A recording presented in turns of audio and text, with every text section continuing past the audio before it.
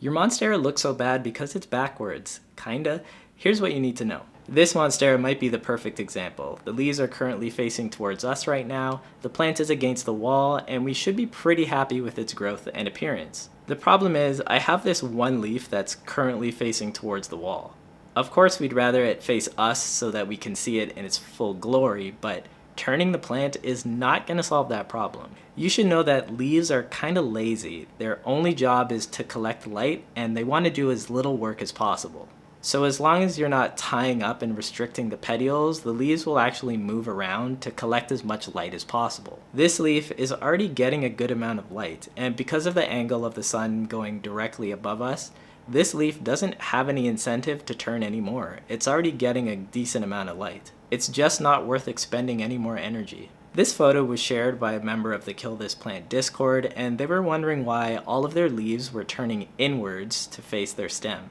I suspect that they were trying to turn their stem, hoping that eventually the leaves would face a direction that they were happy with aesthetically. But the only thing that happened was they put their plant in a position where the leaves would keep turning in on themselves, trying to find the most amount of light. Sometimes leaves can take a few days to settle into their final position, so taking a picture in the middle of this process is really the worst that the leaves are ever going to look. Leaves will always try to face the direction of your brightest light source regardless of how you turn the pot. So don't turn your Monsteras, just let the leaves face the windows.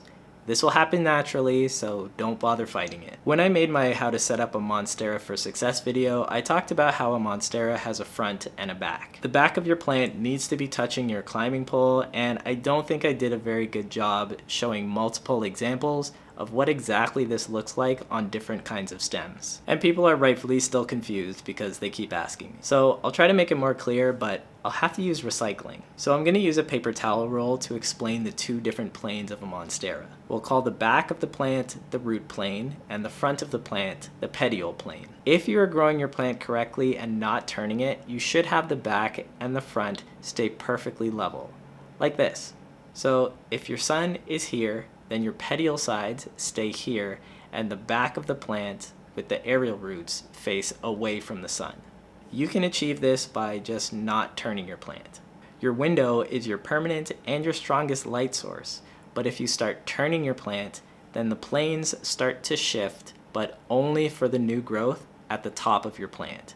If you continue to do this, then your plant will twist, turn, and corkscrew, and then you'll have no consistent front and back of your plant. It'll always be shifting, and this will make it really difficult to stake your plant effectively. So now that I'm going to repot this Monstera, this is the perfect time for me to show you some examples of the front and the back of the plant so that you can get a better idea of how to identify your two planes or sides of your plant. This Monstera was previously planted in a 5-inch pot with a wooden stake wrapped in burlap. Burlap is an effective way to get your aerial roots to stick into a climbing pole. The aerial roots latch on, and the roots also have a tendency to grow through the sections of burlap for added stability. If you're looking for a moss pole alternative, this is an inexpensive solution that you don't need to manage or keep wet. It's a bit ugly, but it's a fast solution. Zooming in on the backside of the plant, you might notice that the aerial roots mostly follow a pattern traveling up the stem. They tend to appear on the left and right side in an alternating pattern. That's why I find it easier to explain the front and the back as a plane of existence with some wiggle room on the cylinder-shaped stem. You don't have to be perfect, you can get close. Flipping over to see the front of the plant, you can primarily see the petioles attaching to the stems. Please remember that leaves can go anywhere and face any direction, but that does not change where the petioles attach to the stem, and it does not change where the front of the plant is. If you've been growing your plant properly and not turning it, you can now set the back of your plant to touching your climbing poles. Aerial roots should be making contact with whatever hard surface. I've been using these modular climbing supports from Beyond Belief, and this video isn't sponsored, but I've been genuinely loving them and slowly transferring a lot of my climbing plants to use these, but maybe that's for another video. I do have a discount affiliate code in my description if you want to check them out.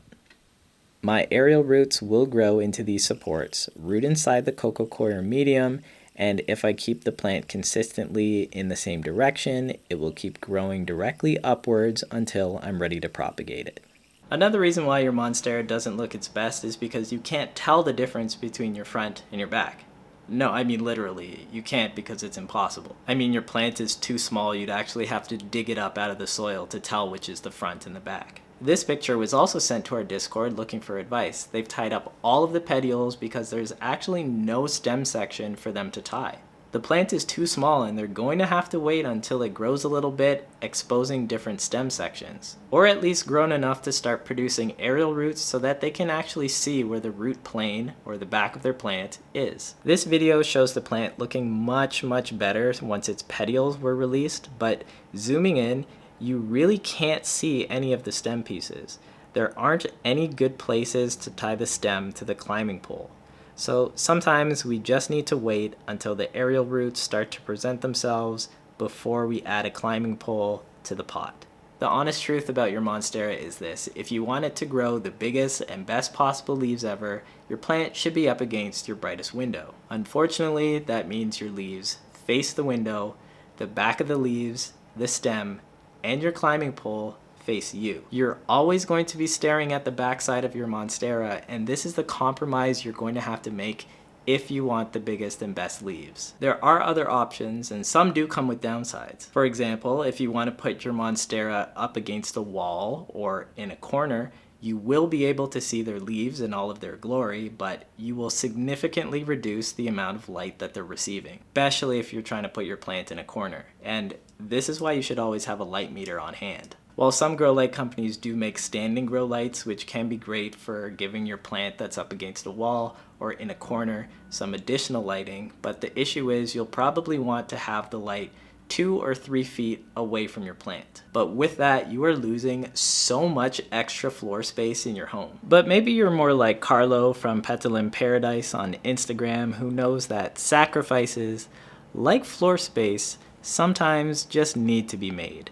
They have multiple floor lights set up, and it's providing enough light for a Thai constellation to fruit and flower indoors. And while this setup might work for you, you should really consider pets and children who might knock a light over, which is incredibly dangerous. These kinds of lights can be much safer with wider bases, but walking space and general aesthetics of your home should be considered too. Your best option is probably going to be something like Soltech's Highland track light, where you mount to your ceiling and then you angle the lights downwards towards your Monstera. That way you're not taking up any extra foot space. You can have your plant against the wall, still get amazing lighting, and you're not making any extra compromises. This is probably going to be your most elegant solution, and you can use my discount code KTP if you're interested, but otherwise, just let your plant face your window. If you have friends and family over, turn your Monstera to face the room temporarily so that they can say, "Oh wow, what plant is this? A Monstera? Ooh, nice. Can I have a cutting?" And you say, "No."